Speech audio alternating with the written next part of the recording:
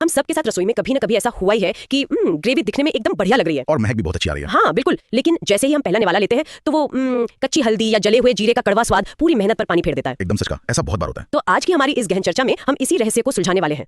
हम mastering the fundamentals of Indian cooking के notes का विश्लेषण कर रहे हैं ताकि खाना पकाने की बेसिक नॉलेज को डिकोड कर सके। चलिए इसे थोड़ा विस्तार से समझते हैं। बिल्कुल, शुरू करते हैं। मुझे हमेशा लगता था कि कुकिंग का पहला कदम बस गैस ऑन करना है। मतलब सच कहूं तो मैं अक्सर तेल गर्म होने के दौरान ही जल्दी जल्दी प्याज काटने की कोशिश करती हूँ और उसी से रसोई में अफरा तफरी मच जाती है ना? यहीं से ज्यादातर लोग पहली गलती करते हैं।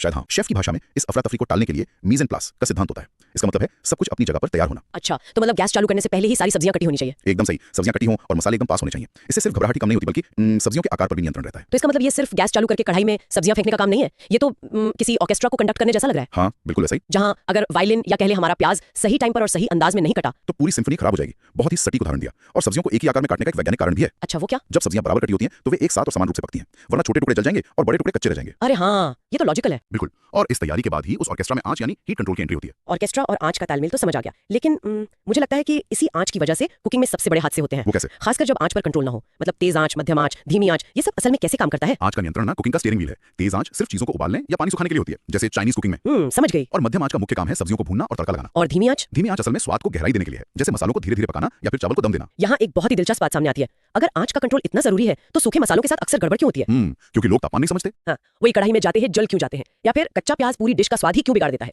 ये सीधे तौर पर तड़के और तापमान के विज्ञान से जुड़ा है। तेल या घी को हमेशा मध्यम आंच पर ही गर्म करना चाहिए। अच्छा। जब उसमें जीरा या राई डालें और वो तुरंत चटकने लगे, केवल तभी तेल का तापमान सही होता है। अच्छा। और प्याज को हल्का सुनहरा होने तक भूनना चाहिए, क्योंकि कच्चा प्याज ग्रेवी को मीठा नहीं करता। बिल्कुल, कच्चा प्याज अपनी मिठास नहीं छोड़ता और ग्रेवी को कड़वा कर सकता है। और जहां तक सूखे मसालों की बात है ना, जैसे हल्दी या धनिया, वो तो बहुत नाजुक होते हैं। हाँ, वे तुरंत जल सकते हैं। नोट्स में एक बहुत शानदार ट्रिक दी गई है। सूखे मसालों में बस 1 चम्मच पानी मिलाकर उनका पेस्ट बना लें। पानी मिलाना? लेकिन क्या गर्म तेल में पानी वाला पेस्ट डालने से चींटे नहीं उड़ेंगी?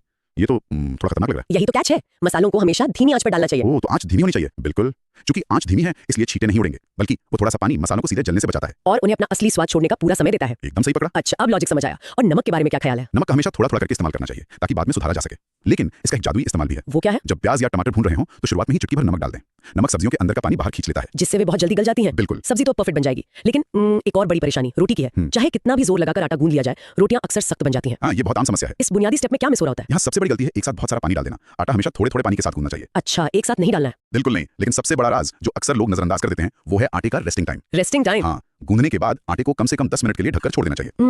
सिर्फ 10 मिनट ढककर रखने से इतना क्या बदल जाता है? आटा तो वही रहता है। असल में गूंदने की प्रक्रिया से आटा बहुत स्ट्रेस में आ जाता है, वो खिंच जाता है। अच्छा। जब उसे 10 मिनट का आराम मिलता है तो वो रिलैक्स हो जाता है, नमी पूरे आटे में समान रूप से फैल जाती है। ओह, तो जब रोटियां बेली जाती हैं तो आटा वापस सिकुड़ता नहीं है? एकदम सही, वो सिकुड़ने की कोशिश नहीं करता और रोटियां अपने आप नरम बनती हैं। तो जो लोग अभी हमें सुन रहे हैं और सोचते हैं कि उन्हें कुकिंग नहीं आती, उनके लिए ये एक बहुत बड़ी राहत की बात है। बिल्कुल, कोई भी खराब कुक नहीं होता। हाँ, शायद बस गलत स्टेप से शुरुआत हो रही थी, या आटे को रिलैक्स होने का समय नहीं मिल रहा था। तो इस सब का असल मतलब क्या है? मतलब यही है कि बुनियादी बातें समझना सबसे जरूरी है। रटने वाली चीज नहीं है, बल्कि कुछ बहुत ही बुनियादी वैज्ञानिक नियमों का खेल है। बिल्कुल, ये रेसिपी के गुलाम बनने की नहीं बल्कि बुनियाद को समझने की कला है। तो इसी बात पर एक विचार मन में आता है, अगर कोई इन 5 मूलभूत बातों को पूरी तरह सीख ले, जैसे कटिंग का ऑर्केस्ट्रा, हाँ। आंच का सही स्टीयरिंग, मसालों का तड़का, नमक का जादू और आटे को आराम देना, अगर कोई अपनी ये नींव मजबूत कर ले तो क्या भविष्य में कोई भी नई डिश बनाने के लिए कभी किसी रेसिपी की जरूरत पड़ेगी? ये तो बहुत गहरा सवाल है। या फिर रेसिपी महज एक सुझाव बनकर रह जाएगी? सोचने वाली बात है।